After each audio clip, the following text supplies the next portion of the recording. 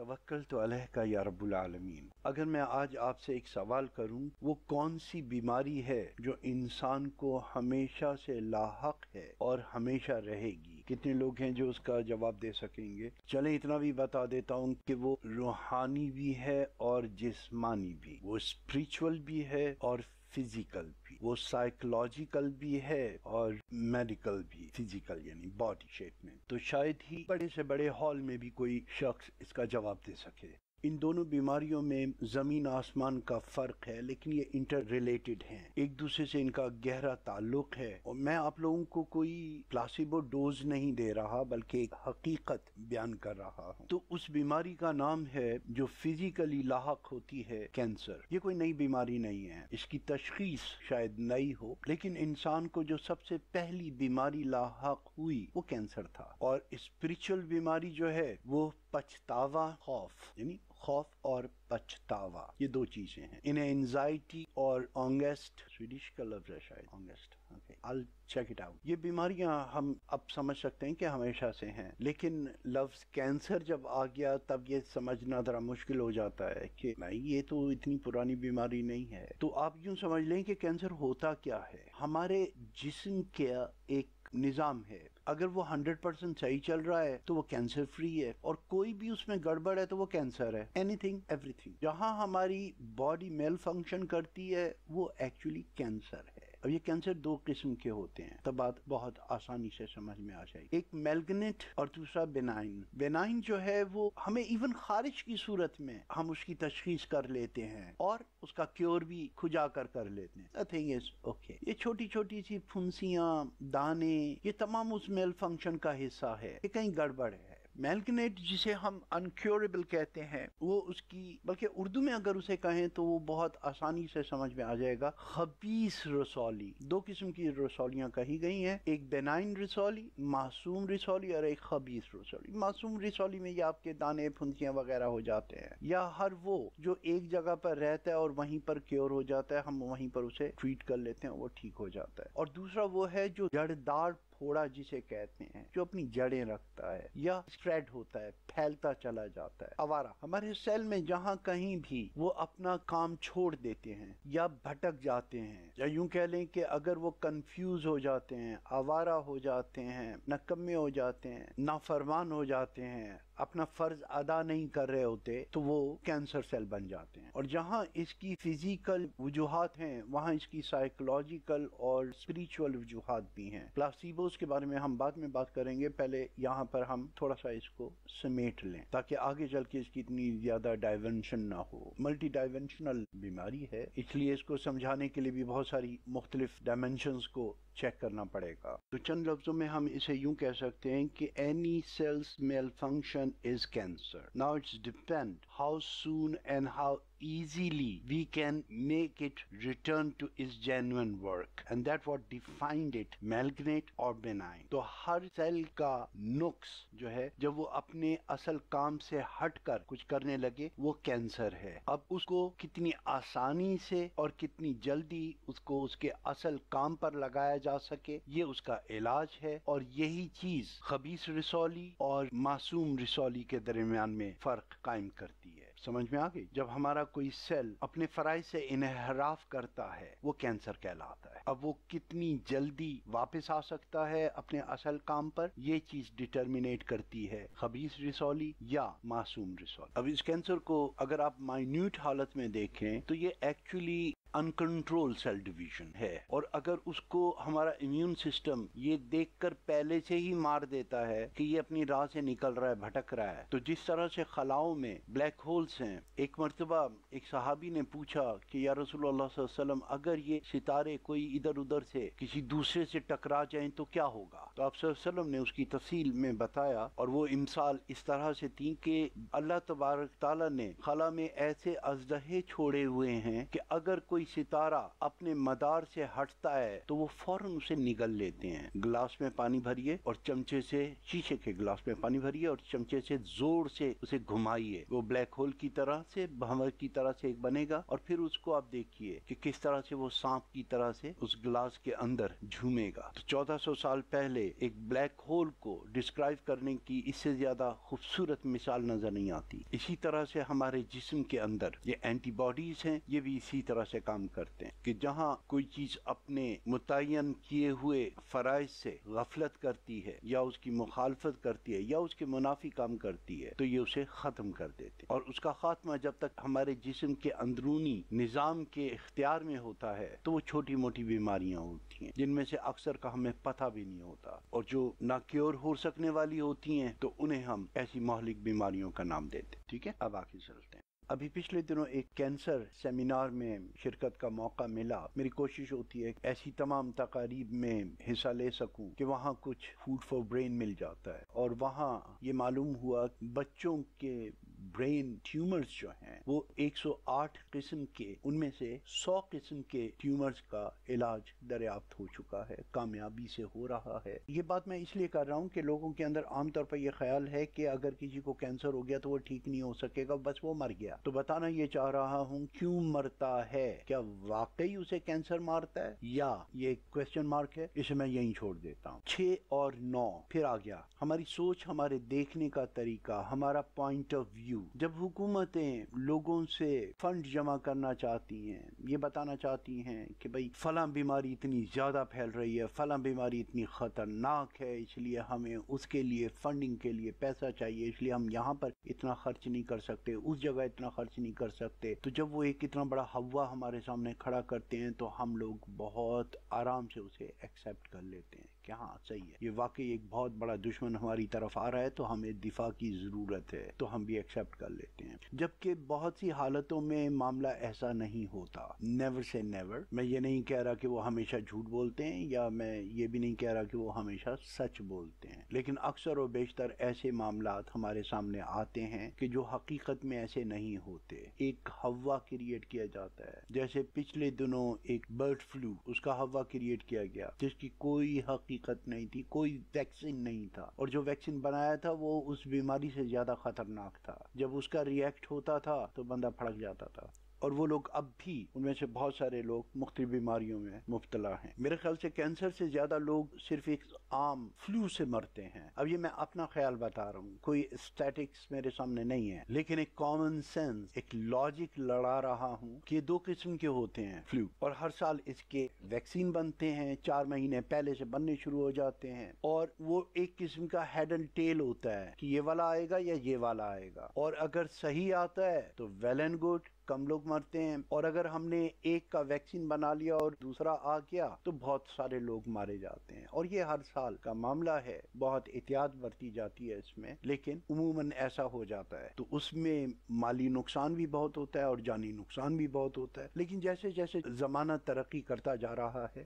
ہم لوگوں کی ویکسینیشن، ڈائگنوزیشن اور میکنگ تیز ہوتی جا رہی ہے. تو یہ بھی ایک دوسرا ہوا کھڑا نہیں کر رہا ہوں، ڈرا نہیں رہا ہوں. سو بی کام. اب آئیے اس طرف کہ کینسر کیا ہے. ڈینمارک کے ایک cancer specialist, lung cancer specialist, ان کا انٹرویو دیکھا. وہ ایک ڈارک کمرے میں بیٹھے ہوئے تھے اسپاٹ لائٹ میں، اور انہوں نے اسٹوڈیو میں آنے سے انکار کر دیا تھا، اس لیے کہ اسٹوڈیو میں سگار پینے کی اجازت نہیں تھی، ان کے الارم وغیرہ بج جاتے ہیں دھوئیں سے. لیکن ڈاکٹر صاحب کا انٹرویو ضروری تھا، اس لیے کہ ان کی اپنی ایک منطق تھی، اس لیے ان کا انٹرویو کیا گیا. تو جو سیٹ ڈیزائنر تھے وہ بہت ہی ذہین قسم کے لوگ تھے. انہوں نے ایسا کیا کہ ایک اندھیرے کمرے میں انہیں بیچ میں ایک کرسی رکھ دی اور اس کے اوپر ایک اسپاٹ لائٹ لگا دی ان کے سر کے اوپر، اور سائڈوں سے چھوٹی چھوٹی سی لائٹوں کے ذریعے ان کے چہرے کو تو روشن کر لیا، یعنی ان کے وجود کو روشن کر لیا، لیکن آن دی ہول سچویشن ایسی تھی کہ اگر آپ دیکھیں تو ایک آدمی درمیان میں روشنی میں بیٹھا ہوا ہے اور باقی چاروں طرف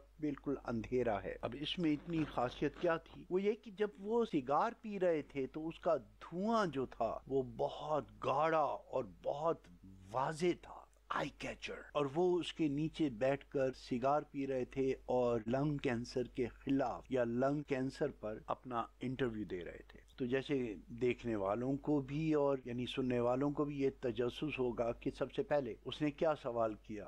جی ہاں، اس نے بھی یہی سوال کیا کہ سر آپ سگار پی رہے ہیں، کیا تمباکو نوشی کینسر نہیں کرتی؟ تو انہوں نے اس کے جواب میں کہا کہ آپ مجھے دنیا کی کوئی ایک چیز بتائیے جو کینسر نہیں کرتی. Anything everything is and can be cause of cancer. انہوں نے کہا کہ کائنات کی 99% چیزیں 99.999 کر کے کینسر کرنے والی ہیں. تم میرے سگار کی طرف اتنے غور سے کیوں دیکھ رہے؟ تم سمجھتے ہو یہ کینسر کرتا ہے؟ چلو اس کے بارے میں تمہیں بتاتا ہوں. 7% اسموکرز جو ہیں لنگ کینسر کا شکار ہوتے ہیں. صحیح؟ کہنے لگا جی. تو کہنے لگا کہ یہ میڈیا ہمارے ساتھ جو مائنڈ گیم کھیلتا ہے بھائی، یہ ادارے جو ہمارے ساتھ مائنڈ گیم کھیلتے ہیں. اب غور سے سنو میں کیا کہہ رہا ہوں. 7% اسموکرز جو ہیں وہ لنگ کینسر میں مرتے ہیں. ٹھیک جی، بالکل صحیح. 93% اسموکرز کو کینسر نہیں ہوتا. اب یہ اسٹیٹسٹکس تم مجھے کسی اور چیز میں لا کے دکھاؤ. تم مجھے کیا یہ کہہ سکتے ہو کہ 93%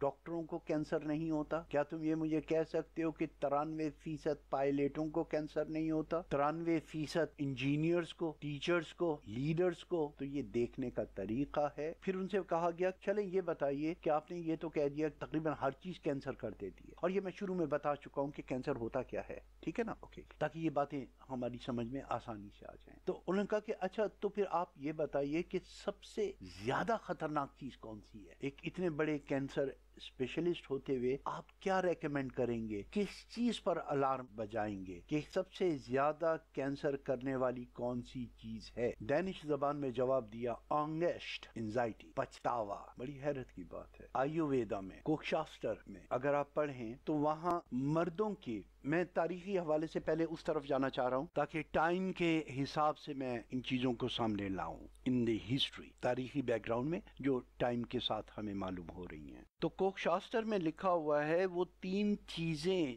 جو مرد کی مردانگی کو تباہ و برباد اور ختم کر دیتی ہیں، کاسٹریٹڈ کر دیتی ہیں، اولاد پیدا کرنے کے قابل نہیں رہتا، اس کی مردانگی ختم ہو جاتی ہے. اور وہ 3 چیزیں کوک شاستر کے مطابق وہ یہ ہیں کہ ایک مرد چلتے ہوئے اپنے اپر پارٹ، سینے کے حصے کو ہلاتا ہوا چلتا ہو، یعنی دائیں بائیں. اگر آپ سنجو بابا کو دیکھیے، سنجے دت کو، تو وہ جو ان کا فلمی سٹائل ہے چلنے کا، یہ اس کی طرف اشارہ ہے جو نوجوان بہت شوق سے اپناتے ہیں اور جھوم جھوم کے اس طرح سے چلنا شروع کر دیتے ہیں. ان سے پہلے بھی بہت سارے اداکار اور سیلیبریٹیز گزری ہیں جو اس طرح سے یہ ہاتھی جھوم، ایلیفنٹ واک، ہاتھی کی طرح سے جھوم جھوم کے چلنا، یہ مست ملنگ ہے، جوان ہے، موڈے تو تھکدا ہے، ہواواں دے نال کھیندا ہے. مطلب یہ کہ اگر اسے کونی مارنے کے لیے اور کندھا مارنے کے لیے کچھ نہیں ملتا تو وہ ہواؤں کو کندھے مارتا ہوا جا رہا ہے. تو یہ ایک بدماش، اوباش اور برے نوجوان کی شبیہ سامنے آتی ہے ان الفاظ سے، بزرگوں کے اس طنز سے، اس غصے سے یا اس گالی سے جو اس دور میں وہ دیا کرتے تھے. کیونکہ یہ تعریفی کلمات نہیں تھے، ستائشی القابات نہیں تھے، یہاں کنڈیمنگ تھی، ایسی چال کی سرزنش تھی. بہرحال تو کوک شاستر میں لکھا ہے کہ جو مرد چلتے ہوئے اپنے اوپر کے حصے کو ہلاتا ہے، جو پیٹ کے بل لیٹتا ہے یا سوتا ہے، اور جو اپنے سر پر قرض چڑھاتا ہے. قرض چڑھانا محاورہ ہے. زندگی ہمسائے سے مانگا ہوا زیور تو نہیں، زندگی ہمسائے سے مانگا ہوا زیور تو نہیں، ایک دھڑکا سا لگا رہتا ہے کھو جانے کا، یعنی ایک دھڑکا، ایک خوف. اور جو مقروض ہوتا ہے اس کے اوپر ہمیشہ یہ خیال رہتا ہے اس کو کہ اب قرض خواہ آیا اور اب آیا اور اب آیا، اب مجھ سے تقاضا کرے گا، اس کو پیسے دینے کب دوں گا، کیسے دوں گا، اس کا انتظام کیسے کروں گا. ہر وقت ایک فکر اس کے ذہن میں. غم نہ دارد بزبک، اگر تمہیں کوئی غم نہیں ہے تو ایک بکری پال لو، خود بخود فکر میں پڑے رہو کہ بھائی اس کو پانی دینا ہے، بھائی اس کو کھانا دینا ہے، اس کو چرانا ہے، اس کی جگہ صاف کرنی ہے، وغیرہ وغیرہ. یہ سوچیں جوانی کو کھا جاتی ہیں، آپ کو اندر ہی اندر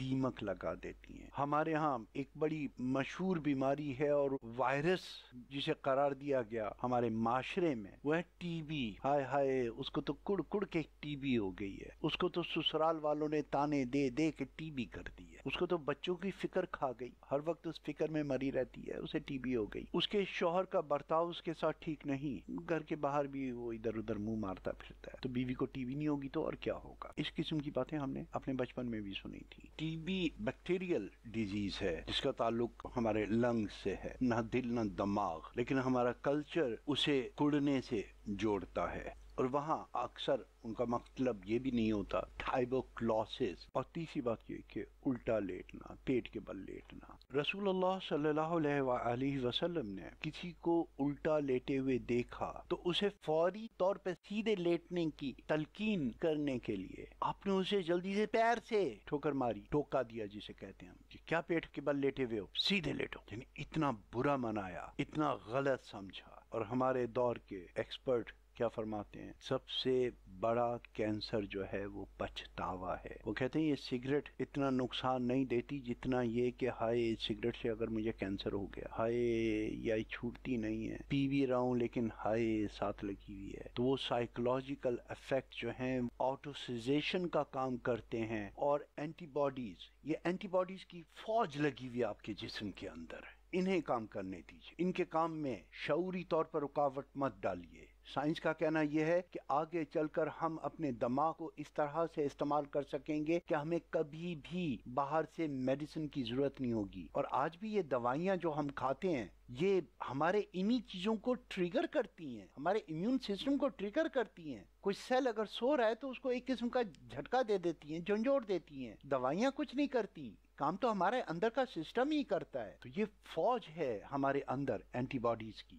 امیون سسٹم. جیسے اللہ تبارک تعالیٰ فرماتے ہیں جس کا مفہوم ہے کہ اصل کسان کون ہے، ہم یا تم؟ اگر ہمارے کسانوں کی فوج تمہارا ساتھ نہ دے تو تم کیا اگا سکتے ہو؟ آج ہم جانتے ہیں کہ ایک چمچہ سوئل کا جو کھیت میں ہوتا ہے اس کے اندر 200 ملین لائیو انزائمز ہوتے ہیں، لائیو، جو اس بیج کے ارد گرد ایک ایسی خوراک پیدا کرتے ہیں. اور ہمارا جو امیون سسٹم ہے جو ہر چیز کے لیے یعنی اپنی ڈیوٹی کے مطابق تو وہ کام کرتا ہے، لیکن جب اس کے ہاتھوں سے معاملہ ہٹتا ہے تو وہ ہمارے دماغ کو اس کی رپورٹ کرتا ہے کہ یہاں ہمیں مزید مدد کی ضرورت ہے، یا یہ چیز ہمارے ہاتھوں سے نکل رہی ہے، یا یہاں پر اس خرابی کے خلاف جو سولجرز کام کر رہے ہیں وہ کم پڑ رہے ہیں. تو جسم کے کسی دوسرے حصے کو دماغ آرڈر دیتا ہے کہ وہاں پر یہ سپلائی کی جائے تاکہ وہ مسئلہ حل ہو سکے. اب سائنس ہمیں یہ بتاتی ہے کہ جب ہم کسی طرح سے اس چیز کو ایکسپٹ کر لیتے ہیں تو ہمارا جو آٹو ریپیئرنگ سسٹم ہے وہ رک جاتا ہے. اینٹی باڈیز وہ کام کرنا چھوڑ دیتے ہیں کہ یہ اب آپ کو پتہ چل گیا ہے، یعنی مالک تک اطلاع پہنچ گئی ہے، لہٰذا اب وہ جانے اس کا کام جانے. کیونکہ جب ہم ایک چیز کو شعور میں لاتے ہیں تو وہ لاشعور میں جا کر دماغ کو بھی بتا دیتا ہے، اس حصے تک بھی یہ اطلاع پہنچ جاتی ہے کہ یہ بات شعور میں آ چکی ہے، لہٰذا اب لاشعوری طور پر اس کے لیے ہمیں اتنا زیادہ تگ و دو نہیں کرنے کی ضرورت. تب وہ مرض ہاتھ سے نکل جاتا ہے. یہ موضوع بہت طویل ہے، اگر اس پر گفتگو کی جائے ایک دو نشستوں میں اس پر بات شاید پوری نہ ہو سکے. اسے کہ اس کے اندر وہ پلاسیبو افیکٹس بھی ہیں، آٹو سجیشنز بھی ہیں، آٹو تھراپی بھی ہے کہ کس طرح سے ہم ان چیزوں کو خود کو یقین دلا کے یا خود فریبی کے ذریعے سے ہم اپنے اس لاشعوری نظام کو ٹریکل کر سکتے ہیں کہ keep it up, keep doing, I am not acknowledging this all. یہ تمہارا پیغام مجھ تک نہیں پہنچ رہا، میں نے نہیں سنا، میں نے نہیں جانا، مجھے نہیں پتا، مجھے نہیں معلوم کہ میرے بال سفید ہو رہے ہیں، مجھے نہیں معلوم میرے یہاں پر مونچھیں آ رہی ہیں، مجھے نہیں پتا کہ میرے جھریاں آ رہی ہیں. تو میں ایکنالج ہی نہیں کر رہا تو وہ دن رات لگے ہوئے ہیں. اور اگر میں آئینے کے سامنے جا کے کہتا ہوں واہ میرے بال ابھی تک کالے کے کالے ہیں، واہ میرے چہرے پہ کوئی جھائیاں نہیں ہیں، واہ میری مونچھیں نہیں آ رہی، میرا کوئی بال نہیں ہے، تو وہ اور زیادہ امیون سسٹم اور زیادہ مستعد ہو کر کام کرتا ہے کہ نہیں بھائی اس کو تو پتہ ہی نہیں ہے، یہ ہماری ذمہ داری ہے، ہم ہی کو کرنا ہے، سم تھنگ لائک دیٹ. تو ان چیزوں کی سائنسی اور میڈیکل ٹرمینالوجی سے بچتے ہوئے میں بالکل آسان کہانی کی صورت میں یہ بات بتا رہا ہوں، ڈائلاگس کی صورت میں، کہ جیسے وہ آپس میں کس طرح سے کمیونیکیٹ کر رہے ہیں، ورنہ یہ ایک بہت کمپلیکیٹڈ قسم کا سسٹم ہے. اگر میں یہ کہوں کہ ہمارا پورا وجود ایک قسم کی کائی ہے تو غلط نہیں ہوگا، لیکن وہ ذرا تھوڑا سا بھاری پڑ جائے گا. تو اسے اسی طرح سے آسان زبان میں ہم سمجھ سکتے ہیں کہ ہمارے اندر کالونیز کی صورت میں یہ سیل ہیں، بلکہ ایک شعر سن لیجئے، یوں تو تیرا ہی بنایا ہوا ایک انسان ہوں میں، اے اللہ یوں تو تیرا ہی بنایا ہوا ایک انسان ہوں میں، تیری دنیا سے زیادہ کہیں گنجان ہوں میں۔ 7.25 بلین ہیں ہم لوگ، لیکن 30 بلین لائف سیلز ہیں ہمارے اندر۔ دنیا کی آبادی سے 6-7 گنا زیادہ لائف آبادی ہمارے اندر ہے۔ اللہ پاک کہتے ہیں اپنے جسموں کو غور سے دیکھو اور سوچو، وہ رب کتنی قدرتوں کا مالک ہے جس نے اسے بنایا۔ آج کا ہمارا یہ پیغام جو ہے وہ یہی ہے کہ آپ پچھتاوے سے بچیں، تفکرات سے بچیں۔ سوچنے کی بہت سی چیزیں ہیں، میں اپنی ذات کے لیے سوچنے سے منع نہیں کرتا، سوچیں، ضرور سوچیں، لیکن پازیٹیو سوچیں، اچھا سوچیں۔ حضرت راضی رضی اللہ تعالیٰ عنہ فرماتے ہیں کہ جس دن مجھے ان باتوں کا علم ہوا تو میری زندگی سہل ہوگی، آزاد ہو گیا میں۔ جب مجھے یہ پتا چلا کہ میرے علاوہ کوئی اور شخص میرے فرائض ادا نہیں کر سکتا، یہ مجھی کو کرنے ہیں، تو میں تندہی سے ان کی بجا آوری میں مشغول ہو گیا کہ جب میرے علاوہ کسی اور نے نہیں کرنے تو یہ کام مجھی کو کرنے ہیں، تو کیوں نہ فوراً انہی پر توجہ دی جائے۔ دوسرے، جب مجھے یہ معلوم ہوا کہ موت ایک دن آ کر رہے گی اور مجھے آ ہی لے گی، میں اس سے بھاگ کر کہیں نہیں جا سکتا، تو پھر اس کا خوف کیسا؟ میں ڈٹ کے کھڑا ہو گیا کہ ٹھیک ہے، آ جا، جہاں بھی مل، I am ready for you. اور تیسری بات یہ کہ میرے کچھ بھی کر لینے سے میرا رزق نہ بڑھ سکتا ہے نہ گھٹ سکتا ہے، جو میرا مقدر ہے وہی مجھے ملے گا۔ تو میں حصول فکر معاش سے آزاد ہو گیا۔ اگر کوئی آپ کو اغوا کرے گا تو کھانا دے گا، کوئی قید کرے گا تو آپ کو کھانا دے گا، کھانا تو ہر حالت میں ملے گا۔ اگر کوئی بھوک سے مر گیا تو اس کی وٹنس ہمارے پاس نہیں ہے، لیکن اگر وہ بچ گیا، یعنی اس کی عمر تھی، تو پھر اسے پھر کھانا مل جائے گا۔ وہ 10 دن بعد ملے، 20 دن بعد ملے۔ لوگوں نے 63 دن کی بھوک ہڑتال بھی کی ہے، لیکن سبھی تو نہیں مرے۔ آئرشوں کی وہ بھوک ہڑتال، کتنے لوگ بیٹھے، وہ ٹیری نامی مر گیا لیکن باقی تو بچ گئے۔ تو جتنا ان کے مقدر میں ہے وہ ان کو ہر حالت میں ملے گا، اور جو مقدر میں نہیں ہے وہ نہیں ملے گا۔ وہ بھوک ہڑتال سے اس پیریڈ کو چھوڑ دیں تو استاد دامن کہتے ہیں دانا پانی کھچ لے آندا ہے، کون کسے دا کھاندا ہے۔ میرے والد صاحب جب کسی کو ٹائم دیتے تھے اور وہ وقت پر نہیں آ رہا ہوتا تھا، جھنجلا کے کہتے تھے کہ بھائی مجھے کہیں جانا بھی ہے، ان لوگوں کو وقت کا احساس نہیں ہے۔ اچھا ایسا کرو 2 پیالی چائے بنا لاؤ کہ جی کس کی، ایک میری اور ایک اس کے لیے، اگر اس کے نصیب میں ہے تو فوراً آ جائے گا۔ اور ایسا ہوتا تھا، والد صاحب کی چائے ختم کرنے تک اگر وہ شخص نہیں آیا تو کہتے ہیں نہیں، اس کے مقدر میں نہیں ہے، میں نکلتا ہوں۔ تو سب سے بڑا دشمن جو ہے ہمارا، وہ ہماری اپنی سوچ ہے۔ ہم اگر توکل اختیار کر لیں اور اللہ تبارک تعالیٰ کی ذات پر بھروسہ کریں تو یقین کیجئے 99.9% کینسر ہمارے اندر سے ختم ہو سکتا ہے۔ فکر، پریشانی، بھاگ دوڑ، وہ ایک ہندی کی کہاوت ہے، جو ہونا تھا سو ہو گیا اور جو ہونا ہے وہ اٹل ہے، تو پھر چنتا کس بات کی؟ جیسے ہم نے ابھی حضرت راضی رضی اللہ تعالیٰ عنہ کے بارے میں سنا، بلا وجہ اپنے آپ کو پریشان کیے ہوئے ہیں۔ سامان 100 برس کا، پل کی خبر نہیں۔ ہر آدمی ایک دوسرے کو کہتا ہوا ملتا ہے، لیکن اپنی ذات پر امپلیمنٹ ہمارے لیے ذرا مشکل ہو جاتا ہے۔ دوسروں کو سمجھانا بڑا آسان ہے، میرے لیے بھی، میں آپ لوگوں سے کوئی مختلف نہیں ہوں۔ وار کہتے ہیں پار کو اور پار کہتے ہیں وار۔ دریا کے 2 کناروں پر کھڑے ہوئے لوگ، ادھر والا کہتا ہے کہ وہ پار رہتے ہیں، ادھر والا کہتا ہے وہ پار ہے، تو ان کا پار وہ ہے اور ان کا پار یہ ہے، تو ادھر والے ادھر کو پار کہتے ہیں اور اس کو آر کہتے ہیں، اور ادھر والے اس کو آر اور اس کو پار کہتے ہیں۔ تو وار کہتے ہیں پار کو اور پار کہتے ہیں وار، پکڑ کنارہ بیٹھ رہا، یہی وار یہی پار۔ اِنَّ کلمۃ اللہ تفتح عمل شیطان، اسی اگر مگر میں ہی تو شیطان مضمر ہے۔ ہم ایسے کھیل تماشے کے لیے بیٹھے ہوئے ہیں؟ ہر چیز ہم نے کتاب المحفوظ میں لکھ دی ہے، وقت سے پہلے اور مقدر سے زیادہ، نہ ملا ہے اور نہ ملے گا۔ یہ ہم میں سے ہر ایک کے لیے ہے، لیکن اس کا یہ مطلب بھی نہیں کہ ہم قنوطیت کا شکار ہو جائیں۔ جس طرح سے بتایا حضرت راضی رضی اللہ تعالیٰ عنہ نے کیا کہا کہ جو میرے فرائض ہیں وہ میرے علاوہ کوئی اور دوسرا ادا نہیں کر سکتا، کسی دوسرے کی طرف سے اسے قبول نہیں کیا جائے گا، تو مجھے خود اپنے فرائض ادا کرنے ہیں تو میں ان پر دھیان دوں۔ اب میں یہاں پر آپ کو تھوڑا سا قرآن مجید کی طرف بھی لے جانا چاہتا ہوں۔ 6666 ڈوز اینڈ ڈونٹس ہیں، احکامات، کرنے اور نہ کرنے کی باتیں۔ قرآن پاک کو سمجھنے اور پڑھنے کا طریقہ تو خیر بہت آسان ہے، انشاءاللہ اس پر بھی کبھی بات کروں گا، لیکن فی الحال میں یہ بتاتا ہوں کہ ان 6666 احکامات میں سے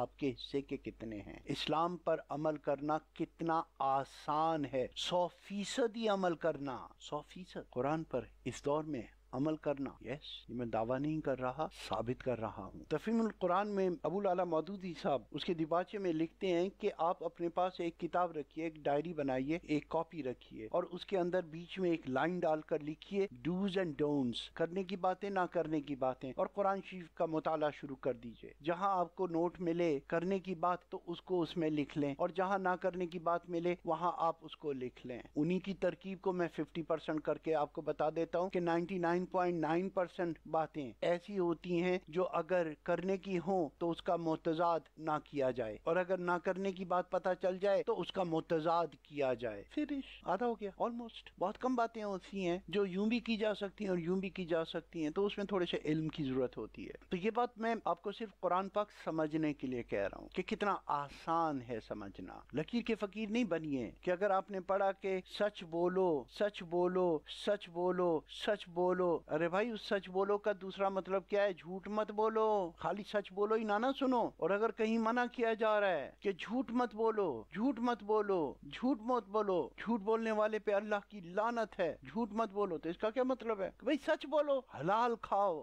حلال کھاؤ، حلال کھاؤ، طیب کھاؤ، کیا مطلب ہے؟ حرام نہ کھاؤ۔ تو فوری طور پر آپ اس کو یعنی 50% کر لیتے ہیں۔ ایک بات معلوم ہو گئی، اسی کے ذریعے سے آپ اس کا متضاد سمجھ لیں۔ لیکن یہ تو پریکٹیکل چیز ہے ان لوگوں کے لیے جو قرآن شریف پڑھ رہے ہیں اور اس کو بامعنی سمجھ کر پڑھنا چاہتے ہیں، صرف اس لیے نہیں قرآن پڑھنا ہے تو چلو جی میں پورا پڑھ لوں، سمجھ میں آئے یا نہ آئے، کہ جی میں نے قرآن پڑھا ہوا ہے، عربی میں پڑھا ہوا ہے، اب آدمی کیا مخالفت کرے؟ کیا بھائی ٹھیک ہے، قرآن کی تو زیارت کا بھی ثواب ہے، اللہ کا کلام ہے، تو نے اپنی زبان سے دہرا لیا، سبحان اللہ، اس کا یقیناً تجھے اجر ملے گا، لیکن فوری طور پہ جو اس کا منافع ہے تو وہ خود چھوڑے ہوئے ہے، اس لیے کہ تو سمجھ کے نہیں پڑھ رہا۔ تو آئیے آج میں آپ کو ایک بہت ہی آسان ترکیب بتاتا ہوں جس کے ذریعے آپ 100%، I mean it، 100% قرآن پر عمل کر سکتے ہیں، اور آج ہی سے آپ لوگ شروع ہو سکتے ہیں۔ کاپی پین سے نکالیے اور اس میں اپنی آئی ڈی لکھیے، آئیڈینٹیفائی یور سیلف، اپنا پورا تعارف لکھیے۔ لکھ لیا؟ اب آپ دیکھیے کہ آپ کے کرنے کی باتیں قرآن مجید میں کون کون سی ہیں۔ 6666 احکامات، آمنا صدقنا، ٹھیک ہے، ان میں سے کسی پہ انکار نہیں ہے، پورے قرآن کو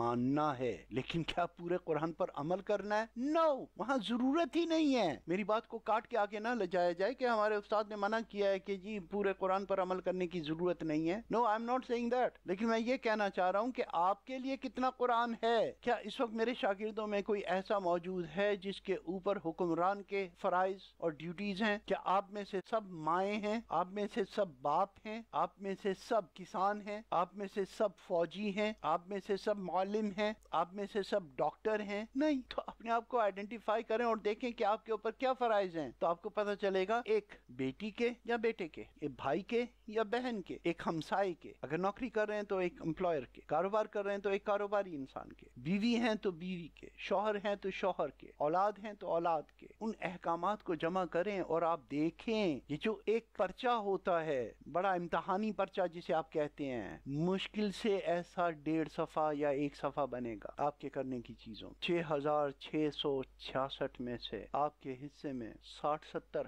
احکامات سے زیادہ نہیں آئیں گے، I bet you۔ اور ان پر عمل کرنا، بھئی جھوٹ نہ بولو، سچ بولو، کسی پہ ظلم مت کرو، کسی کی غیبت مت کرو، کسی کی پیٹھ پیچھے بات نہ کرو، جو شخص موجود نہیں ہے اس کے بارے میں بات نہیں کرو، ختم بات۔ دوسروں کے ساتھ صلہ رحمی کا سلوک کرو، عفو درگزر سے کام لو، قولوا للناس حسنا، لوگوں کے ساتھ پیار سے محبت سے بات کرو۔ رسول اللہ صلی اللہ علیہ وآلہ وسلم نے فرمایا کہ قیامت کے دن میرے سب سے زیادہ قریب وہ لوگ ہوں گے جن کے اخلاق اچھے ہوں گے۔ حق تعالی شانہ کا فرمان ہے کہ قیامت کے دن منادی کرنے والا منادی کرے گا کہ جو متوکلین ہیں، جنہوں نے اللہ کی ذات پر بھروسہ کیا، وہ کسی بھی دروازے سے جنت میں داخل ہو جائیں۔ تو اسے تصور یہ ہوتا ہے کہ ہر دروازہ ایک خاص کیٹیگری کا ہے کہ یہاں سے شہداء جا رہے ہیں، یہاں سے حفاظ جا رہے ہیں، یہاں سے صالحین جا رہے ہیں، یہاں سے نیک لوگ جا رہے ہیں، مختلف قسم کے ہوں گے، واللہ عالم۔ لیکن ان کے نام کی چٹ ہر جگہ ہوگی، اور اس کے لیے کیا شرط بتائی ہے؟ حدیث قدسی ہے کہ جس نے اللہ کے علاوہ اپنی مشکل کا ذکر کسی سے نہیں کیا جس نے صرف اللہ کی ذات پر بھروسہ کیا. تو اندھے کے آگے رونا، اپنی آنکھیں پھوڑنا، بھینس کے آگے بین بجانا. یہ دنیا کے جتنے بھی لوگ ہیں یہ ڈاکیے ہیں، یہ یاد رکھیں، یہ ڈاکیے ہیں. اور کوئی ڈاکیا آپ تک خط نہیں لا سکتا جب تک کہ وہ خط کہیں سے بھیجا نہ جائے. کوئی منی آرڈر آپ کو نہیں پہنچا سکتا. اگر آپ کسی ڈاکیے کو کتنے بھی پیر دبائیں، اس کی کتنی بھی چمپی کریں، کتنی بھی خدمت کریں، کتنے بھی دودھ گھوٹ گھوٹ کے اس کو پلائیں، وہ بیچارہ کہے گا بیوی میں کہاں سے لاؤں؟ بھائی آپ بہت اچھے لگتے ہو، میرا دل کرتا ہے میں بھی آپ کے لیے منی آرڈر لاؤں، لیکن کوئی بھیجے گا تو لاؤں گا نا. تو اسی طرح سے ہمارے یہ دنیا کے وسائل ہیں، جب تک اللہ تبارک تعالیٰ کی منشا نہیں ہوگی وہ آپ تک نہیں آئیں گے. تو دنیا کے اسباب سارے یہ ڈاکیے کی حیثیت رکھتے ہیں، لیکن منی آرڈر یا پارسل بھیجنے والا اللہ ہے. تو اس سے مانگیے. جہاں اسے رحیم کہا، جہاں اسے رحمان کہا، جہاں اسے ستار کہا، جہاں اسے غنی کہا، وہاں ایک لفظ اور بھی ہے، وہاب کہا اسے. وہاب، الوہاب، سب کچھ عطا کرنے والا، سب کچھ. not الا ون، not ماں سوائے اس کے یا ماں سوائے اس کے، نہیں، سب کچھ عطا کرنے والا الوہاب. تو آپ اس کے بندے ہیں جو سب کچھ عطا کرتا ہے. صلاح الدین ایوبی کا ایک واقعہ یاد آ گیا کہ اس کے بھائی تقی الدین نے اسے کہا الفانزو جو ہے 1.25 کی فوج لے کر آ رہا ہے اور ہمارے پاس 30,000 سے زیادہ جوان نہیں ہیں، تو کیا ایسا نہ کریں کہ مصر میں خلیفہ کو لکھتے ہیں تو وہ ہماری ضرور مدد کریں گے، تو کیا وہاں پر قاصد بھیج دیے جائیں؟ تو صلاح الدین ایوبی نے کہا کہ تقی الدین، مدد اپنوں سے لی جائے یا غیروں سے اپنا ایمان کمزور کر دیتی ہے. Please don't be the beggars nation. ہم نیشن آف بیگرز بنتے چلے جا رہے ہیں. ہر چیز میں ہم ایک دوسرے کی مدد کے طلبگار ہیں. میں آپ لوگوں سے جب سوال کرتا ہوں تو جی وہ بات یہ سر آپ پلیز کہہ دیں ایک دفعہ، اور مجھے یقین ہوتا ہے کہ یہ جواب آپ لوگوں کو معلوم ہے، لیکن کیا ہے جی سستی ہے. یہ کون دماغ استعمال کرے، کون یہ ریفرنسز کے خانے بنائے اپنے دماغ میں. آپ ہی کہہ دیں، میں کہوں گا ٹوٹا ٹوٹا ادھر ادھر سے یہ وہ. ارے بھائی اسی سے تو پریکٹس وہ ہوگی، دماغ کو استعمال کرنا آئے گا. تو ادھر ادھر سائڈوں سے کسی سے پوچھنے کے بجائے پہلے اپنے آپ پر زور دیں، خود کریں. غلطی ہوگی، کس سے نہیں ہوتی، لیکن بار بار کریں. ایک کمپلیکس پیدا کر لیں اپنے اندر. جو چیز نہیں آتی آپ نے وہی سیکھنی ہے، اور ہر وہ چیز جو نہیں آتی وہ مشکل ہوتی ہے، جب آ جاتی تو آسان ہوتی ہے. بچپن میں میرے والد صاحب نے مجھے کہا کہتے چائنا کا بچہ چائنیز بولتا ہے. میرا مذاق اڑاتے تھے، تم بول سکتے ہو؟ ارے چا یار اتنا بڑا ہو گیا ابھی تک تو یہ چائنیز تک نہیں آتی. تو میں نے باقاعدہ اس کی یعنی گنتی سیکھنی شروع کر دی. تندور پہ ایک آدمی تھا، وہ برما میں لڑ کر آیا ہوا تھا تو اسے چائنیز آتی تھی، تو میں وہاں جا کے لے اس ٹائپ کی چیزیں اس سے سیکھنا شروع کر دی. تو والد صاحب نے سمجھایا مجھے کہ دیکھا کوئی چیز اس وقت تک ہی مشکل ہوتی ہے جب تک نہیں آتی، جب آ جاتی تو آسان ہوتی ہے. تو مشکل کا مطلب ہی یہ ہے کہ we don't know. So what is difficult is that we don't know. If we know it, it is not difficult. Simple is that. یہ معلومات کی بات ہے. So don't give up. تو کسی چیز کا پچھتاوا نہیں. It is not the end of the world. اپنی غلطیوں سے سیکھیں. فیل ہو گئے، بیٹر لک نیکسٹ ٹائم. اب اس کے پچھتاوے کو رکھ کے کیا حاصل ہے؟ سیٹس بیکس ہوتے ہیں، لیکن وہ لوگ وہ کہتے ہیں احساس مننا چاہے تو انسان کے لیے کافی ہے ایک ٹھوکر راہ کی لگی ہوئی. اصیل گھوڑے کو ایک چابک اور اصیل انسان کو ایک بات کافی ہوتی ہے. آپ دیکھیے کہ قرآن مجید آپ سے کیا تقاضا کرتا ہے، کتنے کا کرتا ہے. آپ لوگ اتنے پورا قرآن پہ عمل کرنا پڑتا ہے بھائی، نعت قرآن ہونے کے لیے. ارے نعت قرآن ہونے کے لیے وہی چیز چاہیے جو تم پر امپلیمنٹ ہوتی ہیں. تم سے حکمرانوں کے سوالات نہیں کیے جائیں گے، ہاں، لیکن یہ پوچھا جائے گا تم نے ووٹ کس کو دیا تھا، کس کے حصے دار تھے تم. خاموش رہ کر غلط روش کو تقویت مت دو. جو چیز غلط ہے اسے غلط کہو. کم از کم ایمان کا آخری حصہ تو قائم رکھو. اگر اتنے ہی اپنے آپ کو مظلوم اور بے بس محسوس کر رہے ہو تو کم از کم دل میں تو غلط کو غلط مانو تاکہ ضمیر نہ سو جائے. رسول اللہ صلی اللہ علیہ وآلہ وسلم نے فرمایا، مفہوم ہے کہ اے لوگوں مجھ سے معاوضے کیوں طلب کرتے ہو؟ میں تو اپنے ہاتھ اور پیر کو بھی اپنی مرضی سے ہلانے پر قدرت نہیں رکھتا جب تک کہ اللہ کا اذن نہ ہو. میں تو یہاں تمہاری عقلوں کو جھنجھوڑنے اور ضمیروں کو بیدار کرنے کے لیے آیا ہوں. مطلب if you get curious، متجسس ہو جاؤ اگر تو تم سوچنے پہ مجبور ہو جاؤ، اور جب سوچو گے اور بیدار ضمیر ہوگا تو تم صحیح فیصلے پہ بھی پہنچو گے. اور وہاں اگر انصاف کرو گے، اپنی پسند اور ناپسند کو نہیں بلکہ فیکٹس اینڈ فگرز کو ضمیر کی عدالت میں جب پیش کرو، ہمارا ضمیر بتا دیتا ہے۔ جس کے بعد ہم استعمال کرتے ہیں لفظ لیکن، مگر، ویسے۔ بات تو صحیح ہے، لیکن آپ جو کہہ رہے ہیں صحیح ہے، مگر وہ تو صحیح ہے، ویسے اِنَّ کلمۃ اللہ تفتح عمل شیطان، اس اگر مگر میں ہی شیطان ہے۔ تو یاد رکھیے یہ کینسر جو ہے ذہنی بھی ہوتا ہے، جسمانی بھی ہوتا ہے اور روحانی بھی ہوتا ہے۔ جو چیز اپنے 100% فنکشنل سسٹم سے ہٹ جائے وہ کینسر ہے۔ وہ سوچ بھی ہے، وہ ہمارا ایمان بھی ہے جسے کینسر لگ جاتا ہے۔ یہ جو قتل و غارت کرتے پھر رہے ہیں، ان کے کوئی 4-5 ہاتھ ہوتے ہیں، ان کو روحانی کینسر ہے۔ یہ پیسہ تیرے پاس کیوں ہے، میرے پاس کیوں نہیں؟ ایک آدمی پورا مہینہ کما کر آیا اور وہ اس کی جیب کاٹ لیتا ہے، تو کیا وہ یہ ایسا سوچتا ہے کہ ہائے بیچارے نے 1 مہینہ محنت کی اور میں نے 2 منٹ میں جا کر اس کی جیب کاٹ لی؟ نہیں، اس کی سوچ کو کینسر ہے، اس کی سوچ صحیح کام نہیں کرتی۔ یہ اسپرچول بیماری ہے۔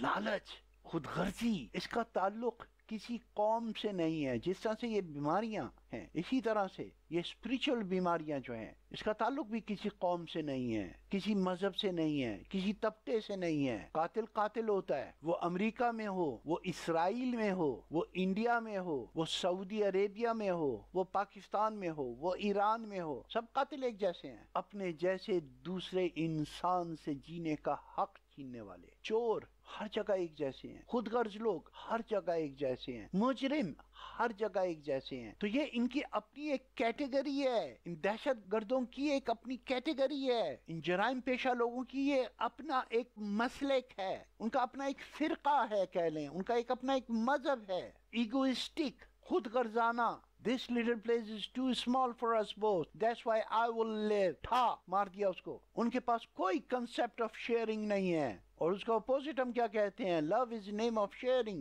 If you share something with somebody, it means that you love somebody. رسول اللہ صلی اللہ علیہ وسلم نے فرمایا کہ آپس میں تحفے دیتے لیتے رہا کرو، اس سے محبت بڑھتی ہے۔ تو جو دوسرے کا حق تلف کرتا ہے وہاں یقیناً نفرت بڑھتی ہے۔ جیسے میں نے کہا کہ اس کا فوراً اپوزٹ دیکھو۔ مجھے امید ہے کہ آپ لوگ اس چیز کو توجہ کے ساتھ اور تندہی کے ساتھ اپنے آئیڈینٹیفیکیشن کے مطابق اپنے اپنے فرائض کی لسٹ بنائیں گے۔ اور یاد رکھیے فرائض کی کرنسی پر آپ کو حقوق ملتے ہیں۔ جسمانی کینسر سے بچاؤ کے لیے صفائی جو نفس ایمان بھی ہے اس کا اہتمام رکھیے، خوراک کا اہتمام رکھیے، صاف ستھرا کھائیے، ہاتھ دھو کر پاکی ناپاکی کا دھیان رکھیے، سوچ میں بھی اور جسم میں۔ پھر دیکھیے آپ کی صحت کتنی اچھی ہوتی ہے۔ کچھ چیزوں میں فی الحال آپ لوگ معذور ہیں، ہم لوگ معذور ہیں، لیکن کم از کم کوشش کر سکتے ہیں کہ زیادہ سے زیادہ ایسی چیزوں کے حصول کی کوشش کریں جس میں ملاوٹ نہ ہو۔ بلا وجہ کی لغویات کی ضرورت نہیں ہے، خود گھر پہ بنا کر کچھ کھا لیں۔ اپنے آپ کو انٹرٹین کرنا سیکھیے۔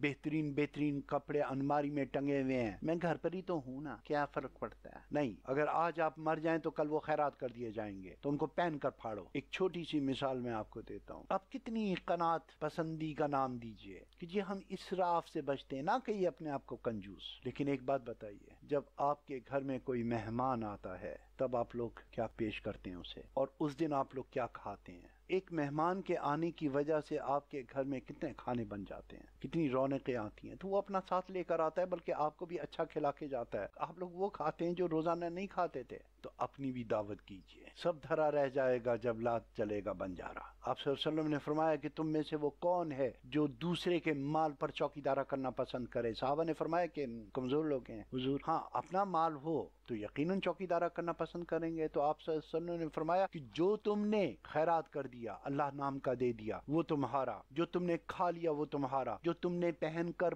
پھاڑ دیا وہ تمہارا، باقی سب وارثوں کا۔ تو الماری سے نکالیے کپڑے، پہنیے، کپڑوں کو عزت سے پہنیں گے، وہ آپ کی عزت کرائے گا۔ اچھا کھائیے، آپ کی صحت اچھی ہوگی۔ ہم ہی نہ ہوں گے کیا رنگ محفل؟ جنگل میں مور ناچا کس نے دیکھا؟ الصلاۃ ومما رزقناہم هم ينفقون، اور نماز پڑھتے ہیں اور خرچ کرتے ہیں وہ جو ہم نے انہیں دیا۔ رزق تو رزق خرچ کریں، انشاءاللہ آپ کو اور ملے گا۔ اللہ کی ذات پر توکل کریں، entertain yourself, be happy, خوشیاں ढूंढنے کے لیے شالامار باغ جانے کی ضرورت نہیں ہے، کسی ہل اسٹیشن جانے کی ضرورت نہیں ہے، اپنے گھر میں سیلیبریٹ کریں، اپنی دعوت کرو یار، بی ہیپی، اللہ کے شکر گزار بندوں میں رہو، چہرے پہ ایک مسکراہٹ رکھو، ہر وقت بھویں تنی ہوئی ہیں، کوئی اور موقع نہیں مل رہا تھا یار ہے فلانی پارٹی دا نہیں ہے بندہ بیٹھے ہوئے چائے پی رہے ہیں، جب وہ اٹھ کے جا رہا ہے تن پتہ ہی فلانی پارٹی دی، اچھا یار پہلے دسنا سی بھائی، آپ ڈھونڈ رہے ہو کوئی negative point, don't do this. لوگ وہی ہیں، ان کے سیاسی عقائد، ان کے مذہبی عقائد وہ خود جواب دیں گے اپنی اپنی قبروں میں۔ لوگوں کے ساتھ تعلقات مترجموں کی مدد سے نہیں، اپنے تجربے سے رکھیں۔ ایک آدمی جس طرح سے آپ کے ساتھ ٹریٹ کرتا ہے آپ اس کے ساتھ ٹریٹ کریں، اگر وہ اچھا ٹریٹ کرتا ہے تو آپ اچھا ٹریٹ کریں، اور اگر وہ برا ٹریٹ کرتا ہے تو کوشش کریں کہ آپ اس کی برائی نہ سیکھیں۔ اگر وہ آپ سے آپ کی اچھائی نہیں سیکھ سکتا تو آپ اس سے اس کی برائی بھی مت سیکھیے۔ اللہ پاکستان اور پاکستان کے حامیوں کو اپنے حفظ و امان میں رکھے۔ فی امان۔